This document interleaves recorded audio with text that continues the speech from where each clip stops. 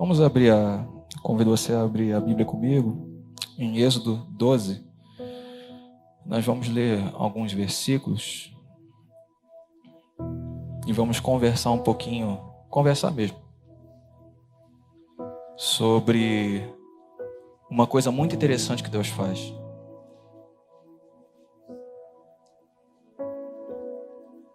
Vamos ler a partir do verso 1. Mesmo que a sua versão seja diferente, as versões da Bíblia nesse texto elas não são tão diferentes assim. Então, vai ser muito fácil da gente ler. O verso 1 de Êxodo 12 diz assim: E falou o Senhor a Moisés e a Arão na terra do Egito, dizendo... Então, nesse momento, ninguém tinha saído ainda. Eles ainda estavam no Egito. Este mesmo mês vos será o princípio dos meses. Este vos será o primeiro dos meses do ano. Falai a toda a congregação de Israel, dizendo: Aos 10 desse mês, tome cada um para si um cordeiro, segundo a casa de seus pais. Um cordeiro para cada família. Um cordeiro para quem? 4. Mas se a família for pequena para um cordeiro, então tome um só com o seu vizinho perto de sua casa, conforme o número das almas, cada um conforme ao seu comer. Fareis a conta conforme ao cordeiro, cada um conforme o que consegue comer. Isso é uma parte importante para a gente lembrar, tá? 5. Cordeiro ou cabrito será sem mácula, macho de 1 ano, ao qual tomareis das ovelhas ou das cabras.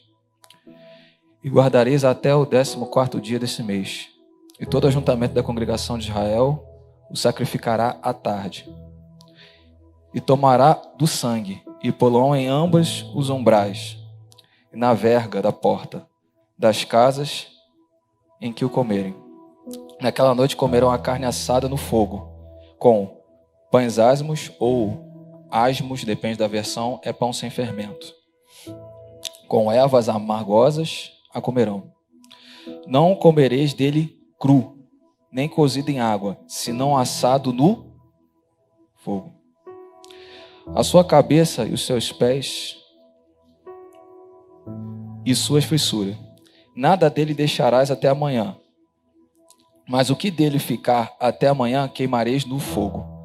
Assim, pois, comereis vossos lombos cingidos, vosso sapato nos pés, vosso cajado na mão. Comereis apressadamente. Esta é a Páscoa do Senhor. Verso 26, do mesmo capítulo. E acontecerá que quando dos vossos filhos disser: Que culto é esse? 27. Então direis: É o sacrifício de Páscoa do Senhor, que passou a casa dos filhos de Israel no Egito, quando feriu os egípcios e os levou às nossas casas. Então o povo se inclinou e adorou. Deus faz uma coisa muito legal na Bíblia, porque é o seguinte: isso aqui foi séculos antes de Cristo. Então a distância para a nossa vida é para lá de milênios, correto? Só que é legal que Deus usa arquétipo. O que é arquétipo? É um modelo para explicar um padrão. Você está lendo a história. Lembra daquela música que a gente cantou? Quando estiver frente ao mar e não puder atravessar. Esse momento aqui é antes. Um pouco antes. Um pouco antes de chegar ao Mar Vermelho. Agora vamos ter esse momento. Mas que arquétipo é esse? Ele não está contando a história de Israel. Não? Sim e não. Sim, ele está contando a história de Israel. A gente leu, o povo de Israel aqui, correto? Todo mundo leu, tinha Israel. O Israel é arquétipo. De quem? Você e eu. Essa aqui é a maneira como Deus usa para livrar a nossa vida. De quem? No caso de Israel, do Egito. E Egito escravizava Israel durante 400 anos. Tem alguém que gosta muito de escravizar nossas vidas. Se chama diabo.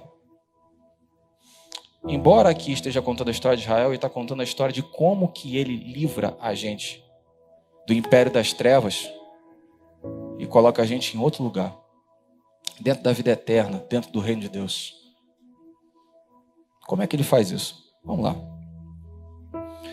Uma parte muito interessante de a gente entender é que ele dá alguns modelos, e esses modelos escondem segredos importantes, revelações importantíssimas, e é a partir desses segredos que a gente vai caminhar em como Deus nos livra. Quais elementos que ele usa isso? Ele usa isso para educar a nossa mente, porque na verdade a fé é mudança de consciência, não é só mudança de comportamento.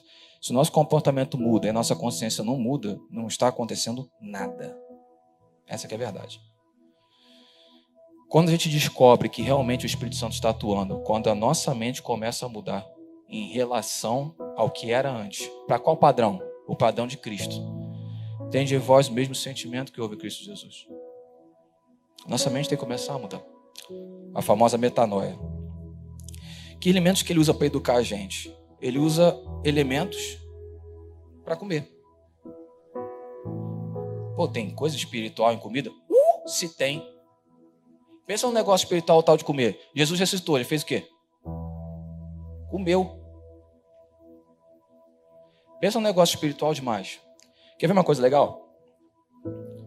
Aqui acho que tem alguém que não tem televisão aonde come. Rapaz, pensa num negócio espiritual. Jesus ensinava pra caramba enquanto comia. Por quê? Não tinha televisão. O povo vai correr para comer?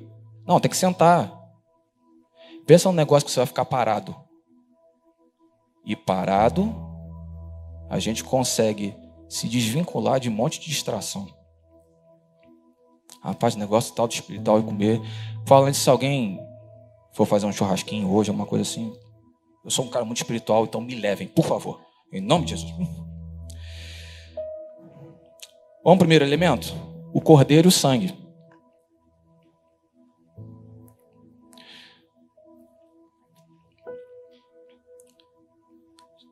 Deus diz, vocês vão sacrificar um cordeiro. Sim, primeiro, vê a medida do que você come.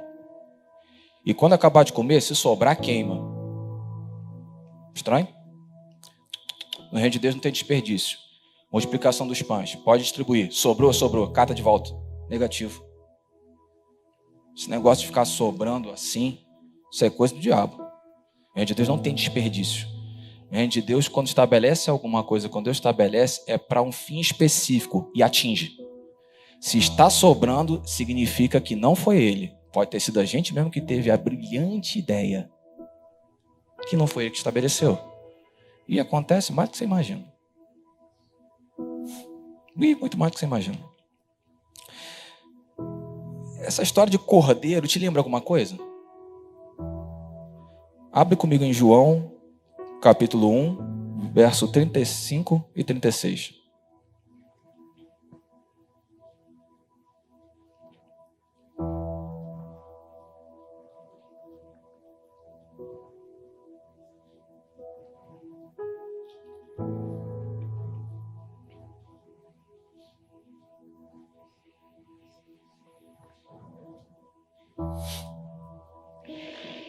Até aqui.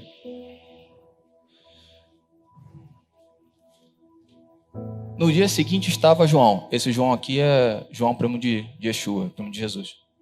Chamado João Batista. A gente conhece como João Batista. Né? No dia seguinte estava João outra vez na companhia de 2 de seus discípulos. 36. E vendo Jesus passar, disse: o quê? Quem é que você acha que é o cordeiro que ele mandou sacrificar para comer? Quando ele fez isso com Israel, é para educar Israel. Quando visse Cristo, é para reconhecê-lo. Ao longo da história, eu estou comendo cordeiro. Caramba, ele apareceu. É uma educação mental para transformar a nossa mente. Deus é um bom Pai. Ele vai educando a gente ao longo de um tempo. Até que a nossa mente consiga ter iluminação pelo Espírito Santo de compreender o que ele está falando. Sangue nos umbrais das portas?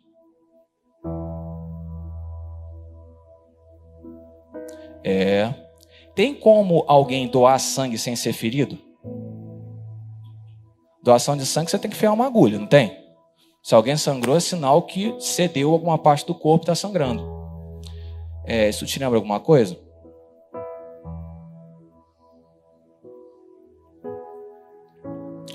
O Cordeiro de Deus subiu ao madeiro. E o sangue dele nos cobre até hoje. Mas olha que coisa interessante. Deus falou para comer, falou? Ele falou, fica olhando. Vocês vão assar o cordeiro e vão ficar olhando.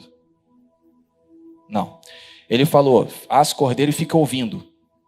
O que ele falou para fazer? Comer. Tem que botar para dentro. Às vezes a nossa compreensão de culto é equivocada. Eu venho para assistir. Se você vem para assistir, então não está existindo culto, gente. É para colocar para dentro. Comer. Aquilo que está diante de mim agora faz parte de mim. Os nutrientes daquilo que eu estou comendo agora vão fazer parte do meu corpo. É para comer quem ele é. Porque quando a gente bota ele para dentro, agora ele faz parte de mim. Quem come açúcar, por exemplo, demais, o açúcar transforma o corpo, né? Começa a ter aumento de peso. Toma cuidado com o açúcar, viu? O negócio de diabetes tá complicado. Quem come muita proteína, o pessoal da maromba. Não, Richard? Aquele protein nervoso. Aquilo que a gente come define muita coisa a respeito do nosso corpo. Mas também tem muito a ver com como a gente pensa. Colocando Cristo para dentro, ele vai modificar. E muito mais do que modificar o nosso corpo. Ele vai começar a modificar a nossa mente. Ele dentro. Quando a gente vem aqui, no culto, é um bom exercício isso. Imagina que você vem para o culto e tem uma mesa. E na verdade o culto é basicamente isso. Um momento onde a gente estabelece uma mesa para ele vir. Ele vem. O que a gente faz? Fica olhando para ele? Come. Bota ele para dentro. E deixa ele transformar quem somos. Em quê? Nele mesmo. Senão assim a gente não consegue revelar virtude nenhuma. É impossível revelar a virtude de alguém que não está dentro. Isso é impraticável, isso não existe. Eu só faço o que eu sei. E só sei se está dentro. Então, só comendo que a gente vai conseguir ter uma transformação interior de verdade, a tal ponto que ele comece a resplandecer nos nossos olhos, na maneira como a gente fala. Sai pelos poros. A gente transpira ele, fala ele, respira ele. No final das contas, o quanto que a gente come vai determinar o quanto que temos dele em nós. É menos espaço para nós mesmos. E aquelas brilhantes ideias que a gente tem, esquece. Agora vamos ter as ideias dele. E vamos começar a entender o que realmente está escrito a nosso respeito lá em cima. Porque ele vai trazer essa consciência para nós. Vai modificar quem somos. Ervas amargas. Abre, por favor, em Hebreus 6, 1 e 2. Lá em casa, quando a gente vai fazer festa de Páscoa, eu uso rúcula. Pensa um negócio amargo, rapaz. Se não for o azeite, é difícil de passar, cara. Por isso, pondo à parte os princípios elementares. Princípio elementar, ou seja, a nossa fé deveria começar por isso aqui. Então, a gente vai ler uma coisa só, mas dá uma olhada nesse texto quando você estiver em casa e vê se por algum acaso a gente pulou alguma etapa. Porque a nossa fé deveria começar por esses 6 elementos. Doutrina de Cristo. Deixemos-nos levar para o que é perfeito, não lançando de novo a base do arrependimento de obras mortas e da fé em Deus. Qual o primeiro elemento que ele falou? Arrependimento de obras mortas. Por que ervas amargas? O povo de Israel naquele período, obviamente que a gente vai ter que ficar transitando lá e aqui, lá e aqui. O povo de Israel precisa lembrar de uma coisa, que no deserto eles esqueceram. Quando eles lembrassem do Egito, eles precisariam lembrar de uma coisa, tempo de escravidão. Alguém aqui acha a escravidão um negócio doce? Eles deveriam lembrar do amargor que é ser chicoteado, fazer tijolo para casa que não é sua, ser tratado pior do que um bicho, porque os bichos do Egito eram tratados com mais cuidado. Certeza que o cavalo de Faraó, os animais que Faraó tinha, eram muito mais bem cuidados do que o povo de Israel. Agora pensa na escravidão. Come a erva. Mas eu não estou no Egito. Mas pensa numa coisa. A gente tem que olhar para a vida fora de Cristo, no momento que a gente não conhecia Ele, e a gente tem que sentir amargo. Se eu não sentir amargo, o que vai acontecer? Cristo deixa de ser sua salvação e passa a ser uma opção. Das opções que a gente tinha, Ele foi a melhor. Se isso aconteceu, esquece, você não entrou no reino de Deus. Ninguém entra no reino de Deus assim. Cristo é a salvação, é a porta, é o caminho, é tudo no singular. Então, bom, vamos ver. Judaísmo, né, não cola muito. Budismo, não entendo nada que aquele cara fala. Macumbaria, que ele gosta de ficar matando bicho, não é comigo não. Das opções que eu tenho, eu acho que o cristianismo deve ser a melhorzinha. Esquece, você não entrou. Pode ter entrado para a religião. Para a fé no Filho de Deus, não. A fé no Filho de Deus é simplesmente, Ele é o meu único Salvador e não a melhor das opções que eu tenho. Só que se a gente não comer a erva amarga, ou seja, se a gente não tiver consciência de que lá no mundo é amargo, quando me for conivente, eu volto. Porque nas melhores opções agora. Mas sabe, pensando bem, quando eu estava no mundo, eu acho que eu ganhava um pouquinho mais. O meu carro era melhor. A minha empresa ia melhor. Eu tinha emprego melhor. Se eu colocar na balança, não era tão ruim assim. Pronto. Israel e a gente, nós precisamos entender uma coisa. Se o mundo não for amargo, é só questão de tempo, tá? A gente vai voltar. Porque em algum momento ele vai ser uma opção melhor do que Cristo. Cristo disse, toma a minha cruz e segue. E o mundo disse, vem pra cá que a gente resolve o seu problema. Agora pesa os dois na balança. E olha que coisa interessante que o diabo faz. Qual o animal que Deus falou para o povo comer? Cordeiro. Aí o mundo te dá um coelho. Coelho na Kashrut, que é a lei alimentar que Deus estabeleceu, é imundo. O cordeiro é o animal sacrificial. Aí o mundo troca o animal sacrificial por um animal que Deus não receberia como sacrifício. Aí ele mandou comer ervas amargas, né? O que mais tem em mercado nessa época do ano? Vem pra cá que é docinho. Quer mais claro do que isso? Se o mundo for doce, quando eu estiver passando aperto e amargo, quando o próprio Deus estiver me apertando para tirar o que não serve, eu expando e saio fora.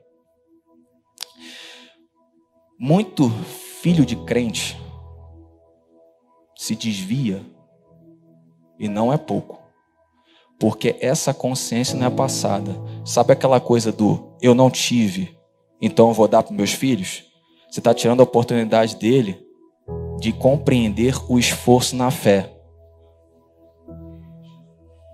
Eu nasci em 87, não parece, mas eu nasci em 87. Na época existia um negócio que quem nasceu nos anos 90, final de 90 para cá, não sabe o que é. A tal da internet de escada. Alguém já teve internet de escada? Rapaz, aquele negócio devia ser o demônio. Não é possível. Eu tinha um tal do IBEST. E só sexta-feira, porque, cara, a internet, telefone era caro naquela época, sabe qual que é? Cara, eu botava aquele negócio sexta-feira, acho que era 10 horas da noite, para botar para discar, sabe-se lá quando eu ia conseguir, se eu ia conseguir. Rapaz, quando chegou a internet rápida, que maravilha, cara. Mas naquele momento eu precisei aprender algumas coisas a respeito de esforço. Agora os meninos nascem, biblioteca, não sabe o que é isso não, cara. Eu pego o Google. Os caras não sabem nem saber procurar como é que funciona índice em livro. Ah, a Bíblia tem índice, só ajuda. Se duvidar, o nego não sabe que tem. Está ficando muito fácil, muito prático, e a gente está esquecendo uma coisa que é muito importante na fé: esforço. Ah, mas não é pela graça? Graça é ausência de mérito, não é ausência de esforço, não. São duas coisas diferentes. Graça é, ninguém consegue pagar, Cristo pagou. Não é ausência de esforço. Santificação vai precisar de esforço, e não é pouco.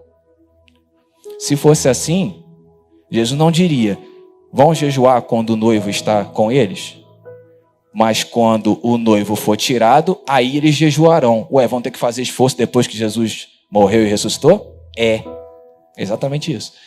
O esforço é uma coisa necessária a uma condição na fé, porque ele vai te aperfeiçoando à medida que você vai se relacionando com o Espírito Santo. Muito fácil, está muito docinho, vai tirando isso da gente. É muito fácil cair no golpe. O golpe do coelhinho. Um outro elemento muito legal: pão sem fermento. Fermento tem uma característica interessante. A gente faz bolo, eu faço bolo com pasta de amendoim. Aí eu tenho que usar fermento, né? Para poder dar uma enxada, porque a pasta de amendoim sozinha amarga para bolo. O que o fermento faz? Ele faz aumentar, certo? Mas ele aumenta o conteúdo. Então, vamos supor, se eu botar um saco daquele bolo que a gente compra no mercado, e eu botar fermento, a quantidade de bolo aumentou? Então o fermento aumentou o tamanho sem aumentar o conteúdo? Então é um problema. Porque à medida da caminhada que a gente tem, a gente deveria ter mais conteúdo de Cristo. Se estamos aumentando de tamanho e não tem conteúdo de Cristo, significa que o fermento entrou. O fermento só vai aumentar o teu espaço, mas não a compreensão de Cristo e não a revelação. A religião faz isso. Em 1 Coríntios 5, o apóstolo Paulo, ele começa a falar umas coisas interessantes a respeito de fermento. Coríntios é uma igreja de gregos, basicamente. Eles não entendiam muita coisa a respeito da fé. A Bíblia naquela época, assim, do jeito que a gente tem agora, não tinha não, tá? Então é um negócio muito complicado de ter. E ainda mais quem não conhecia nada a respeito de Israel. Então, assim, era muito mais difícil do que é hoje. Hoje você pega R$15 e você compra uma Bíblia. Naquela época não tinha isso. E ele queria explicar o que era, porque na igreja de Coríntios guardava as festas bíblicas e guardava a Páscoa. Mas a compreensão a respeito disso era equivocada. Agora, coisa interessante que ele fala. Coisa curiosa também. Essa igreja de Coríntios é uma igreja onde os dons, a profecia, comiam solto. Pensa numa igreja extremamente profética. Mas olha o que ele fala no versículo 1 do capítulo 5, 1 Coríntios. Geralmente se ouve que há entre vós fornicação. E fornicação tal que nem ainda entre os gentios, ou seja, quem não é crente, como é haver quem abuse da mulher do seu pai. E tá tudo certo, tá?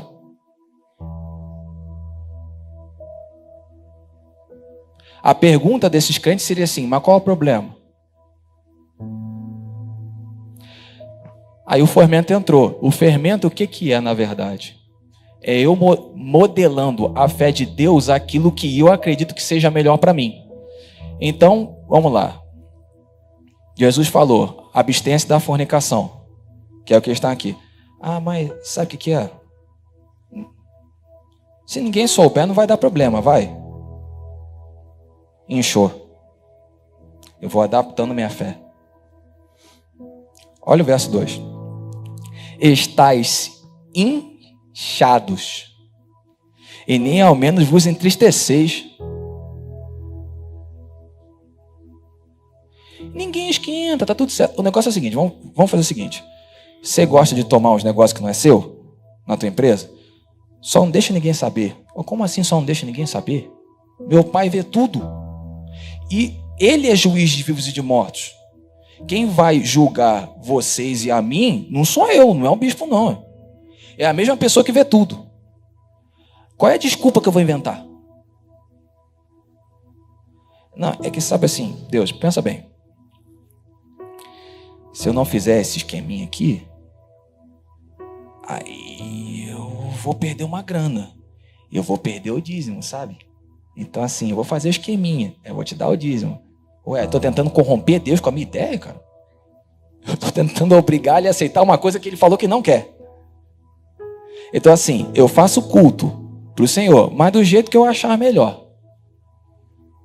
Ué, peraí, o culto não é para ele? Então ele decide. Ué. Se a festa de aniversário é minha, tem que ser do jeito que eu quero. A festa de aniversário não é minha? Não sei o que estou fazendo aniversário? Ué, aí vocês vão fazer festa de banda de pagode? Vocês me avisam que eu não vou na minha festa, cara. Aí pagode, gente, não rola, velho. Quando eu escutar o primeiro tapa no pandeiro, eu fiz, ó, toma aqui a chave da minha casa, vocês fazem a festa. Quando terminar, vocês me chamam. Ó, não, cara, não tem nada a ver comigo. Vamos fazer uma festa pro Diego. Vamos, aniversário 5 de dezembro. Fica a dica. Então vamos fazer uma festa. Vamos chamar o quê? Vamos chamar uns caras que tocam banda de axé. Nossa. Faz a festa, limpa a casa, me chama. Depois. Não, é sério. O fermento faz com que a gente faça esse tipo de coisa para Deus. Vamos lá, vamos fazer culto? Vamos. Qual é a melhor ideia para o culto? O que a gente pode adaptar para o culto? Não, peraí, a ideia é minha? Então esse culto é meu, eu não tenho nada a ver com o culto de Deus, não. Fermento. Aí eu vou aceitando isso à medida que o tempo vai passando. Porque no final das contas o fermento vai crescendo e eu estou achando que eu estou crescendo. Na verdade só estou inchando. E eu estou aceitando coisas que até então Deus rejeita, mas eu vou adaptando. Nos Estados Unidos, eles estão tendo um problema muito sério, porque é o seguinte, a quantidade de gente que está aceitando determinadas coisas que há 30 anos atrás não se aceitava, a quantidade de divórcio nos Estados Unidos é absurda. No Brasil está ficando igual. Está tudo certo. Eu vim do Rio de Janeiro, nota-se, né?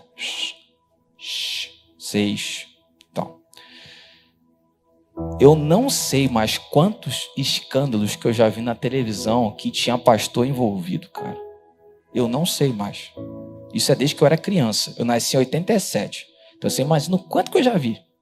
Quando eu vi essa história, por exemplo, da Flor de Lis, eu já tinha visto um tanto de coisa parecida antes. Eu já presenciei coisas assim. Já vi. Meu olho, eu estava lá. Eu vi. Mas coisas desse tipo acontecem hoje para amanhã. Eu acordei um dia e... Cara, resolvi ficar maluco. Eu vou rasgar a Bíblia. Ninguém faz isso. A gente vai aceitando ao longo do tempo. Uma pitadinha de fermento aqui. Uma adaptaçãozinha aqui. Eu finjo que eu não estou vendo aqui. Eu aceito o que o irmão está fazendo, porque no final das contas eu preciso que ele me ajude. Então eu preciso da mão dele, não do coração dele. Um pouquinho de fermento. Se eu evitar falar determinadas coisas, eu vou ser mais aceitável. Se eu, por exemplo, evitar conversar com meu irmão sobre coisas que são conflituosas, mas que estão descritas para poder ajudá-lo a não se perder, eu não quero ser incomodado, também não quero incomodar. A relação de vocês está crescendo, não, está só inchando. Tem fermento demais na nossa relação. E fermento abre espaço, correto? Se tem uma coisa que o diabo gosta é espaço. Por quê? Aí ele consegue colocar alguma coisa dele no meio. E a gente não percebe. Você acha que essa história... A gente deve ter ouvido por aí. Não entendo... O bispo falou uma coisa que é extremamente importante. Na casa onde há coelho, é porque está faltando cordeiro. Correto. O coelho surgiu ontem.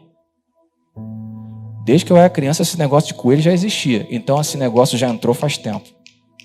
E os espaços vão abrindo, e o diabo vai colocando, e a gente vai aceitando, e um pouquinho mais de fermento, o espaço vai aumentando, ele coloca outra coisa.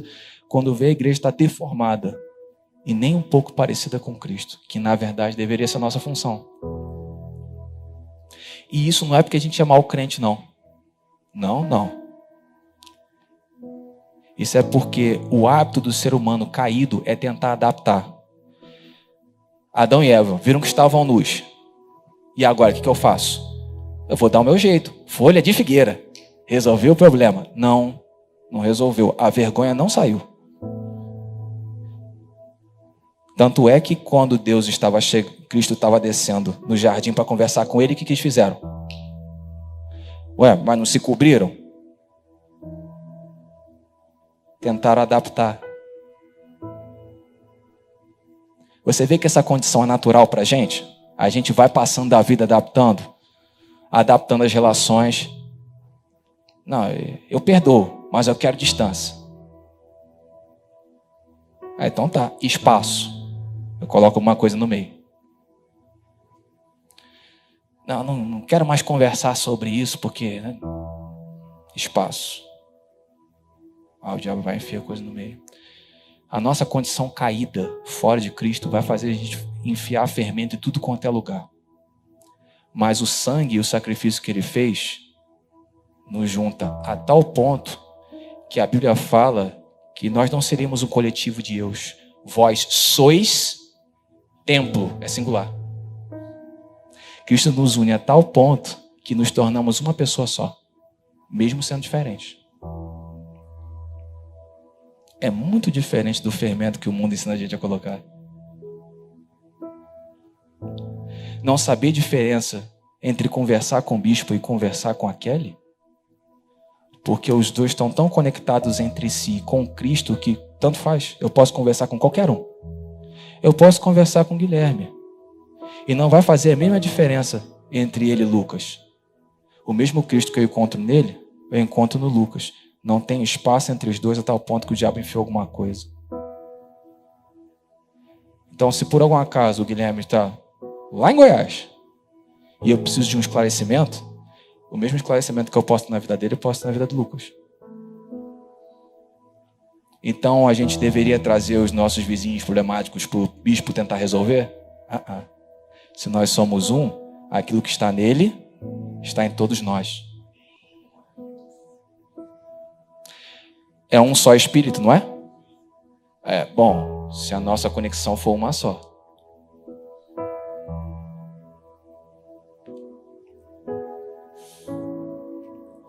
Abrem, por favor, em Marcos 8:5. 15? 8:15. Obrigado.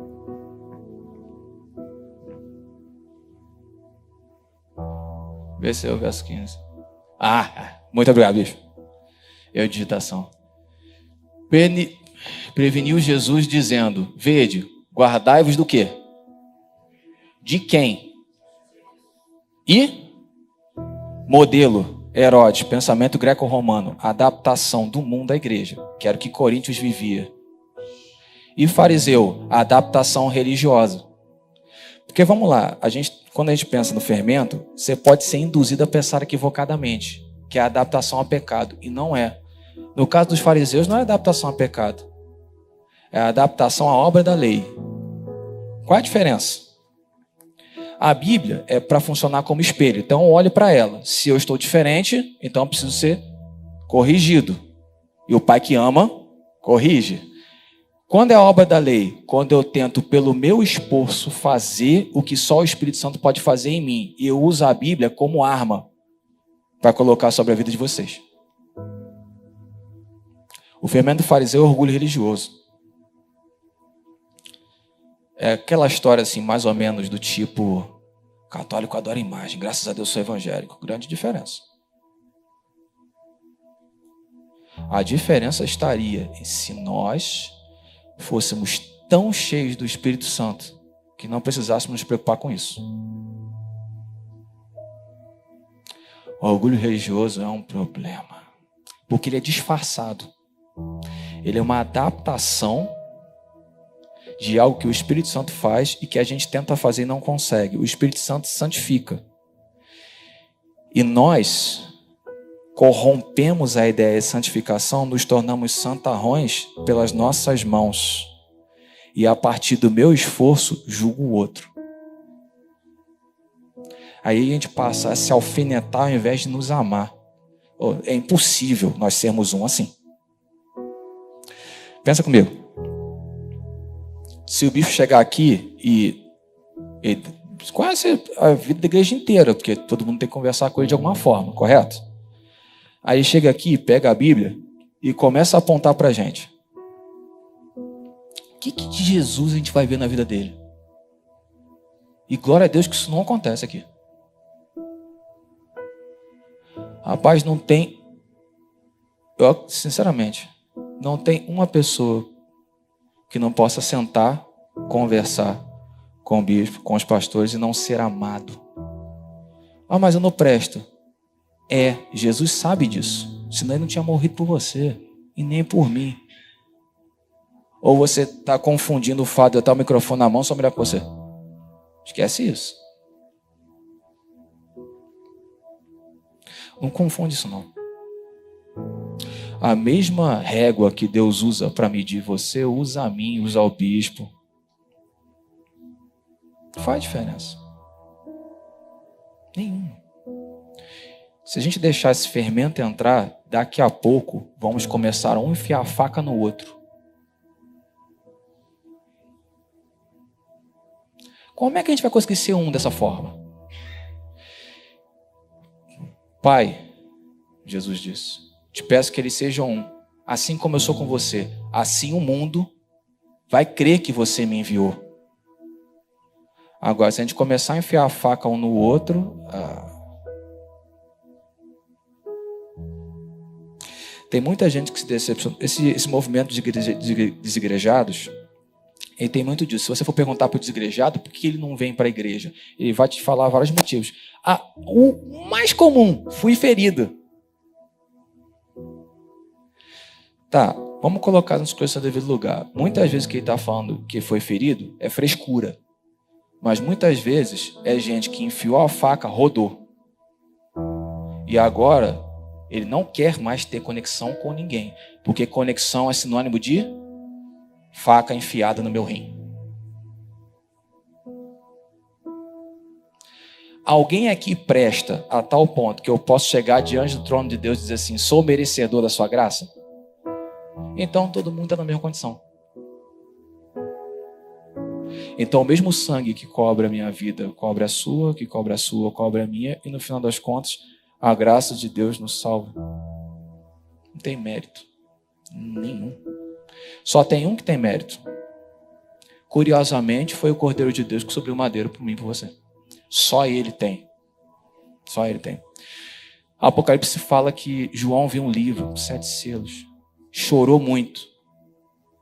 Não tinha ninguém que pudesse na terra para poder abrir aquele negócio.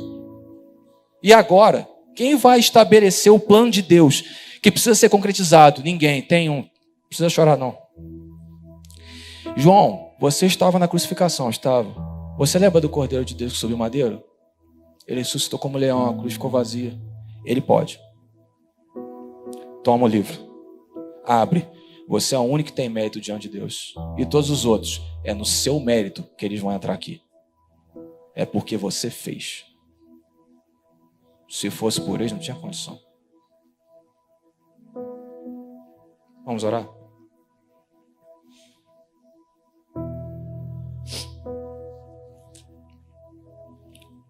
Será que a gente está se alimentando de Cristo? A internet tem muita coisa boa.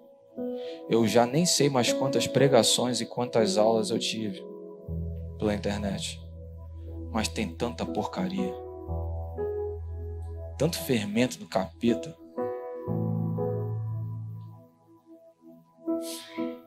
O que será que a gente está ingerindo?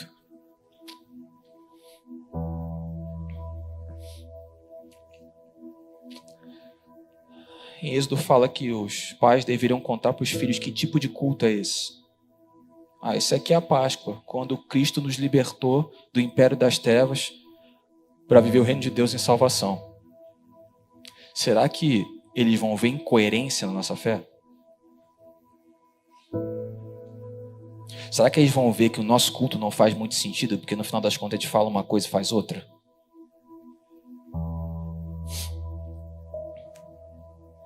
O mundo realmente é amargo?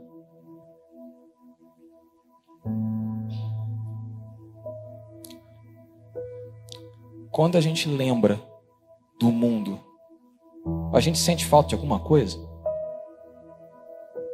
Ou realmente Cristo é suficiente, a tal ponto que eu nem preciso lembrar? Eu só consigo olhar para frente.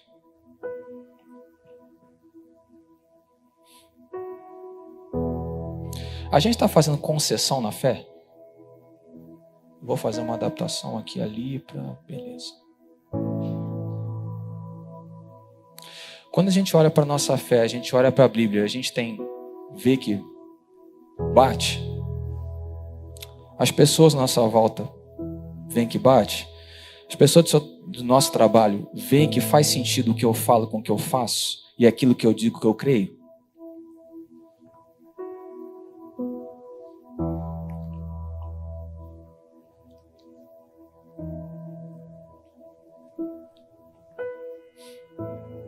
A gente está crendo no que a Bíblia diz que é para ser nossa fé, ou a gente está elaborando uma fé nova?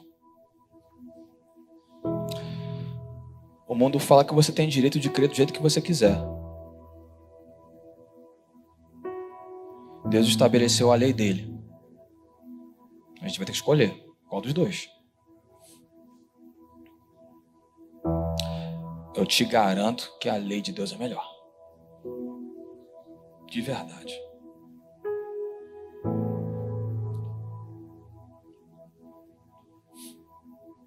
Senhor, o que passa na nossa cabeça quando a gente lembra do teu sacrifício? O que passa pela nossa cabeça quando a gente lembra de onde a gente saiu?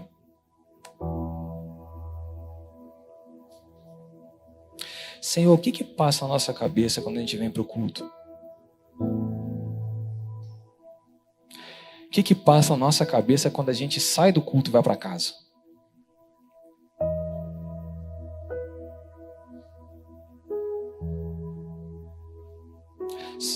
Jesus, você está vendo coerência no que a gente está fazendo? Porque se não tiver, corrige. É melhor aceitar a tua correção do que ficar de fora do teu reino.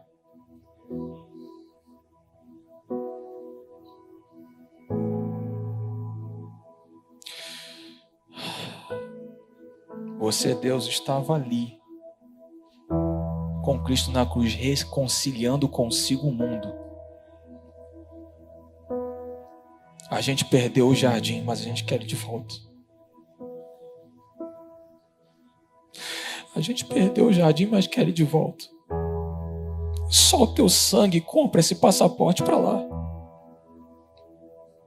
Só o teu corpo pregado na cruz é que pagou o preço para me tornar parte do seu corpo. Só o teu sangue na minha cabeça, me lavando, é que vai me livrar do juízo de Deus e me colocar dentro da realidade da família, de filhos. Senhor, eu estou me comportando realmente como filho?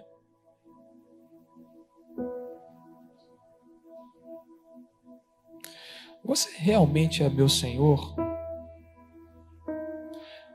Ou estou fazendo adaptações?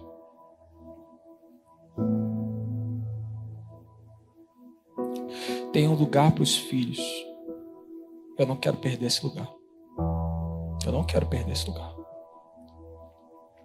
Eu quero você. Eu preciso de você. Ninguém fez o que você fez. Quem é que morreria por quem não presta e não cobraria nada?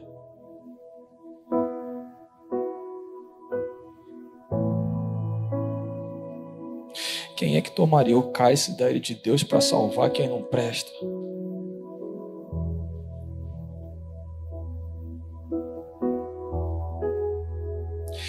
Quem é que seria capaz de amar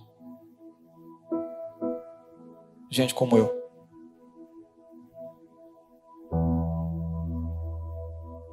Que fez muito mais errado na vida do que certo. E se não for você, o que resta para nós? Você é suficiente. Você é suficiente. A gente veio pro culto para te encontrar.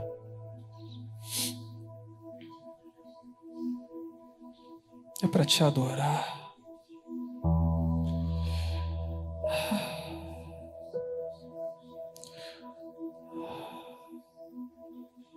O corpo do Cordeiro pregado na cruz pagou a dívida que eu não tenho condição nenhuma de pagar. O sangue derramado sobre a minha vida me livra de um juízo que eu não posso ser livre.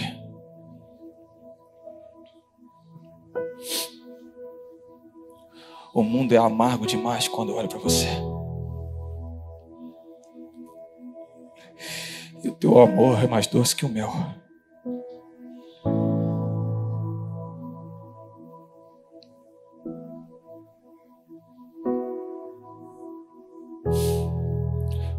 Você comprou o lugar, Yeshua, o lugar diante de Deus dos filhos. É por causa do teu sangue, do teu sacrifício que a gente quer ficar nesse lugar. A gente não quer perder esse lugar. Por que a gente veio aqui hoje? Porque a gente não quer perder esse lugar, Yeshua.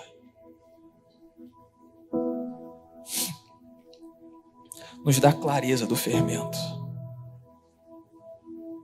Se tem coisa para tirar, a gente tira. Lança no fogo. Não serve para você, não serve para a gente. Simples. Se não serve para você, para mim não serve. O Senhor nos ensina a ser um.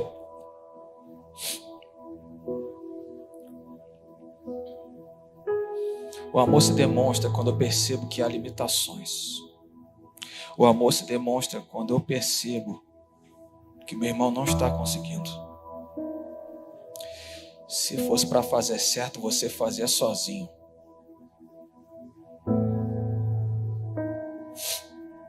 As nossas limitações, na verdade, são para que o teu amor seja manifesto. Nos ensina a conectar com o nosso irmão neste amor que você estabeleceu. Que sejamos um, porque você pagou o preço para sermos um. E sendo um, quando o mundo nos olhar e ver você,